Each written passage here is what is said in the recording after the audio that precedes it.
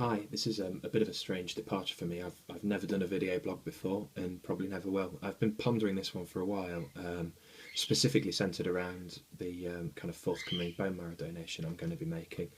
The reason that I hadn't sort of posted anything prior to this was partly because, one, I'm a massive procrastinator and hadn't gotten around to it, but two, I've been talking to the local BBC teams because it was through them that I originally registered for the scheme, and we were considering doing a piece to film there, and that didn't happen. So this is kind of I've gone back to my original plan, but sort of missed the opportunity to kind of stage gate this process, I suppose. Largely down to my own procrastination. I won't blame anything other than that. But the story starts for me back in November 2008.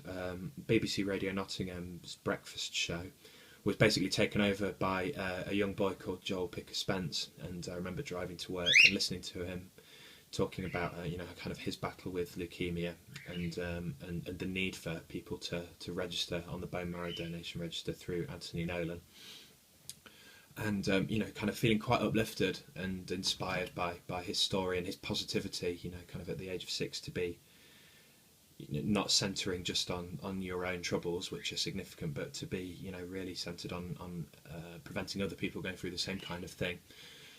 And it wasn't until I got to work that it transpired that kind of it was too late for Joel. He'd already succumbed to this horrible disease, but the campaign continued in his name, kind of driven by his mum and his family, and that was really upsetting. And on hearing that there was an event that evening at the council house in Nottingham, I went along and I signed up. So signing up is really easy. You just get given a clear plastic tube which you have to fill with saliva to a certain point, which is incredibly glamorous but very easy. And then that gives them enough information to be able to ascertain whether you're a potential match for somebody suffering in the future. You can order those kits to send to your home as well through anthonynolan.org, so you don't have to find a recruitment event. So yeah, there's no reason why you couldn't sign up. And so I signed up. Kind of it felt like I'd gone through that process quite quickly, of kind of hearing about Joel, feeling obviously really devastated almost, which sounds a bit over the top for somebody I've never met, but the fact that he didn't pull through. And taking a positive step in his name, in joining as part of his campaign. And then life continues to happen to you, and you kind of forget. You get sent a sort of a member card through the post from Anthony Nolan to tell you that you've registered and thank you and everything else, and let you know what could happen. You don't get wrangled by cockatiels who don't really understand what the hell you're doing sitting talking to a camera.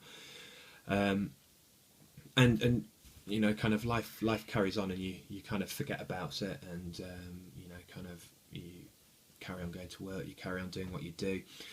And then it was a couple of years down the line that I first got the call from Anthony Nolan to say, actually, we think you'll match one of our patients. We'd like to do some blood tests with you to confirm that, because kind of obviously they've only got a vial of spit to go on so far, so they need to absolutely confirm these things. So I took a trip to the Queen's Medical Centre in Nottingham, went to the blood clinic there, and they took the samples that Anthony Nolan had sent me quite a big kit of stuff to take with me. All I did was give that to the nurse. They filled up some vials with blood, and then I posted them off to Anthony Nolan, who conducted their tests, and then got back to me and said, actually, yes, you definitely are a match.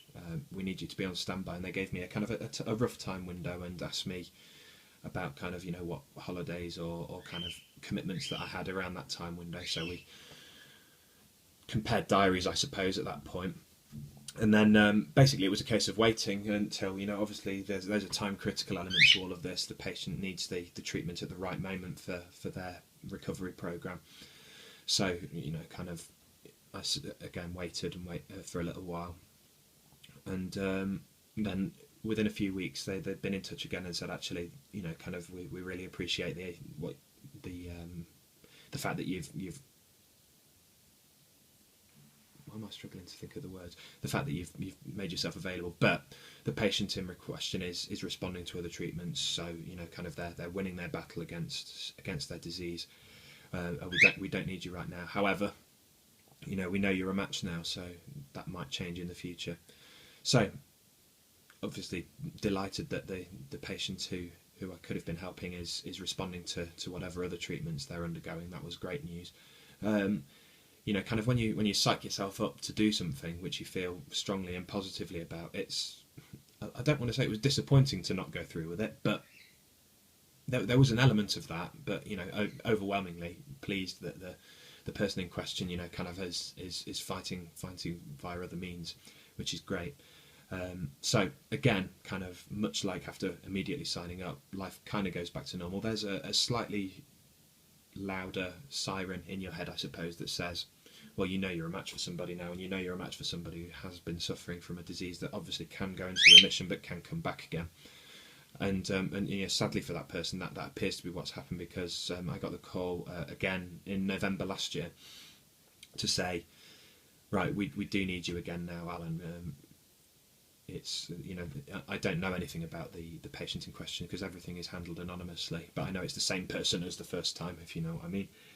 And so basically what happened was they invited me to a clinic in London to go through some further blood tests and a medical to confirm that A, I'm fit and healthy and capable of going through the procedure, and B, that, you know, I'm not carrying any blood-borne diseases or anything else that could cause complications. So that was in December, and then a week later I got the results back, which, you know, gave me the all clear. So I am fit and healthy, and I don't have any surprise diseases, which is nice. And now I'm scheduled in to actually undergo the procedure, which I'll be travelling for tomorrow, and then the procedure itself is on Thursday. Given that I don't know when I'm going to put this online, then giving days is probably pointless. But kind of the front end of January 2014 is when this is all occurring. So there are two potential ways that stem cells can be extracted from you. Stem cells are the things that they need to conduct the treatment. The one method is the one that people seem to prefer the idea of, but absolutely mortifies me because I'm a bit of a wuss when it comes to needles and giving blood and things like that. But the first method basically involves you being injected with a mild form of flu, so that it gets your immune system prickly, for the want of a better term. It causes your bone marrow to kick out its stem cells into your bloodstream to help fight the infection. So effectively you kind of spend a week of fighting a mild illness, because that enriches your blood with stem cells, which enables them then to hook you up to a machine, which basically is pretty much the same as giving blood, except they give it straight back to you. So the blood comes out of one arm, goes through some sort of filtration process which will take the stem cells away. Lloyd obviously doesn't like the sound of this. And then it puts the blood back into your other arm. So effectively you spend a few hours hooked up to this machine, and then you go on your merry way. So quite, you know, aside from my personal disdain for seeing my blood whizzing around tubes, not too bad a process. And then the second process is the one that makes people wince a little bit, and coincidentally the one I'm going to be going through. But actually I don't think it sounds that bad. So to sort of spell it out really, you are taken into the clinic the evening before.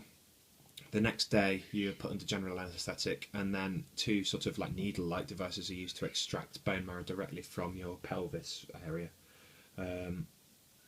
Now, people think that sounds horrible, and don't get me wrong, it doesn't sound great, but for me that sounded preferable to sitting there for an hour watching blood whiz around a tube. But and then effectively obviously come around from the anaesthetic, and you may have some minor back pain type things and a bit of discomfort, but nothing, it won't be anything too bad, as hopefully I'll be able to attest to later this week.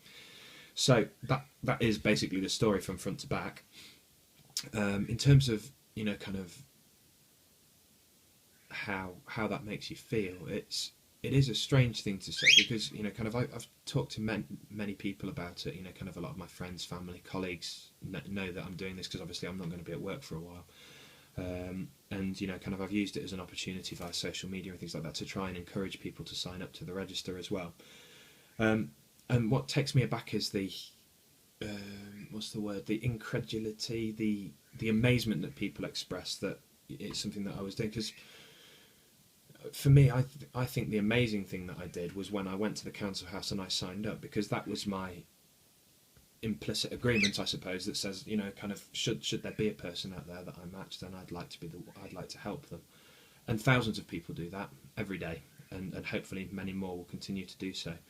I think the fact that I got a call that says we have got an individual person who is suffering from a horrific disease and you could be the key to helping them beat it, it would take a really horrible person to say no at that point, wouldn't it?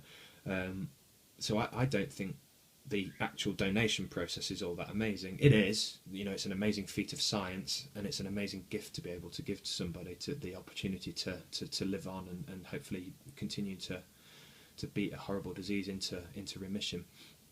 But it's the signing up part that's amazing, and that signing up part is really easy. So anybody could do it right now, subject to, you know, kind of fitting the age and the health question type criteria.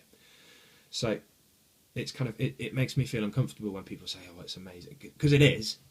Don't get me wrong. And you know, kind of if I or a person that I loved was suffering from lymphoma or leukemia got a match, then I would think that person is the most amazing person in the world. But everybody who signs up to the register signs up with the same intention, and you know, kind of it's just through a sort of a game of odds that I happen to have matched somebody in that position, and I'm absolutely delighted to be able to, you know, kind of hopefully see them, not see them because I don't know who they are, but hopefully, you know, kind of hear of them successfully battling this disease, because it is a horrible thing. But yeah, I don't like kind of keep being told. I don't take praise well anyway, but I don't like being told that I'm some sort of hero or things like that. That's not how it feels to me. It feels like a no-brainer, really, because, you know, effectively I'm going to have, at worst, a couple of days off work in a clinic where I'll be you know, kind of knocked out and go through a procedure, and then potentially maybe a week of discomfort. That's a pretty small price to pay if somebody else gets the opportunity to live on and beat a crappy disease, and you know, kind of spend time with the people that they love, and continue, and yeah, it feels like a no-brainer to me. So I find it quite discombobulating. Is that a good word to use? Possibly. It's a very pretentious word, but confusing is probably the easiest word to use. Confusing that it seemed such an outstanding thing. I think, you know, kind of the outstanding thing is something that anybody could do very, very easily, and I actively encourage you all to do so, is to go and sign up to the register, and you know, you may well get the opportunity yourselves. The more people that sign up, then the more chance there is of people matching. You know, kind of, should this affliction ever strike people, myself or people, I'd like to think that there's a match out there for me, and yeah, that's it really. That's the story so far. So tomorrow, off to Nottingham train station. I'm going to get the train down to London and then the tube across to the London clinic, which is near Regent's Park, and then maybe I'll film a reprise after that. Maybe I won't. Maybe I'll be too groggy. Maybe I'll be too self-conscious if there's people hanging around. I don't really know whether I'll have people in beds next to me or anything like that. Or maybe I'll just leave it at this. But you know, kind of, I really hope that this has helped to either inspire somebody out there to sign up to the register, reassure people that the procedures that people go through, if they're called, and the odds of that are pretty small, aren't really that bad. And like I say, I'll be able to confirm absolutely next week whether or not, you know, kind of it's as bad as people make out. I don't think it will be. I'm not particularly worried about the procedure. And you know, kind of, I suppose for my own indulgence as well, to just kind of record thoughts and how I'm feeling, I suppose, before, you know, though going under a general anaesthetic, having an operation, it is a big deal. And obviously I'd be a fool if I didn't say that I'm slightly nervous about it, but not overly so. And I do think the bigger picture is more important here, which is, you know, kind of this relatively trivial operation is going to give somebody else a chance of living, and that's, like I said before, that's a no-brainer. So that's it. So yes, thank you for listening. If you got this far without turning off, because I wouldn't have blamed you, because I have rambled on. I apologise for my misbehaving bird, Lloyd, who wouldn't stay downstairs without shouting lots, like which the other two are doing anyway. And yeah, thank you. Bye bye.